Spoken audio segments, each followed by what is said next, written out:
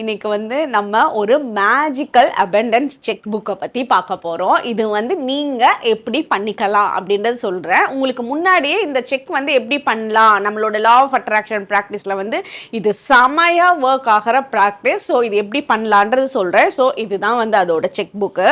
So இதில் வந்து இந்த மாதிரி லீஃப் இருக்கும்னு வச்சுக்கோங்களேன். இதை வந்து இந்த மாதிரி ஃபில் பண்ணணும். இங்கே ஃபஸ்ட்டு வந்து நீங்கள் இந்த செக் புக்கை பார்த்துக்கோங்க, உங்களுக்கு ஸ்க்ரீனில் கூட கொடுக்குறேன். நீங்கள் இதையே வந்து பிரிண்ட் அவுட் எடுத்து காப்பி ஸ்க்ரீன்ஷாட் எடுத்து பிரிண்ட் அவுட் எடுத்து நீங்கள் இதையே வந்து யூஸ் பண்ணிக்கலாம். ஸோ இந்த மாதிரி இருக்கும். அதில் ஃபஸ்ட்டு மேலே பேன் இருக்கும், அதில் உங்களோட பெயர் எழுதிக்கோங்க.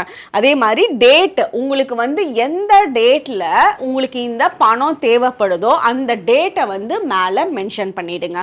அதுக்கப்புறம் உங்களுக்கு எவ்வளோ பணம் வேணும் அப்படின்றது, அதாவது உங்களுக்கு ஒரு 30 lakhs இருக்கலாம், 3 lakhs இருக்கலாம், 1 lakh இருக்கலாம், 10,000 இருக்கலாம். நீங்கள் உங்களுக்கு என்ன தேவையோ, இந்த பணம் இந்த டைம் பீரியடில் என்ன அட்ராக்ட் பண்ண முடியும் அப்படின்னு உங்களுக்கே தெரியும்ல. ஸோ அந்த அமௌண்ட்டை இந்த இடத்துல தெளிவாக எழுதுங்க. அதை ருப்பீஸ்லையும் எழுதிடுங்க.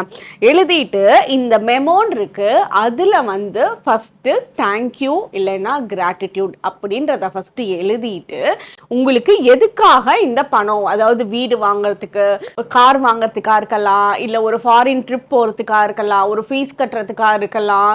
ஸோ நீங்கள் என்ன வேணாலும் உங்களுக்கு ஒரு இன்டென்ஷன் இருக்கும்ல. ஸோ அந்த இன்டென்ஷனை அதுக்கு பக்கத்தில் எழுதிக்கோங்க.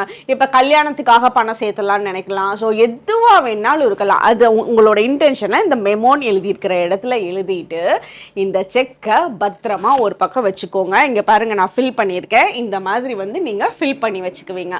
ஃபில் பண்ணிவிட்டு நீங்கள் இதை பத்திரமா உங்களோட வீட்டில் ஒரு பக்கம் வச்சுருங்க.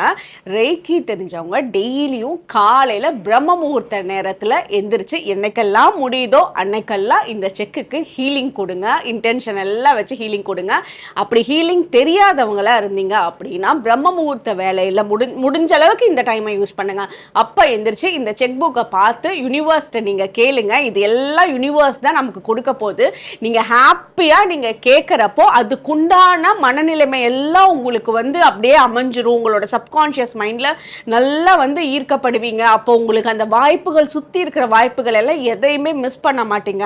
அப்போ யூனிவர்ஸ் தானாக வந்து உங்ககிட்ட கொடுத்துட்டு போகும். லைஃப்பில் ஒரு பெரிய சேஞ்சஸை ஏற்படுத்தி கொடுக்கும். கண்டிப்பாக இதை ஃபாலோ பண்ணுங்கள். தேங்க்யூ.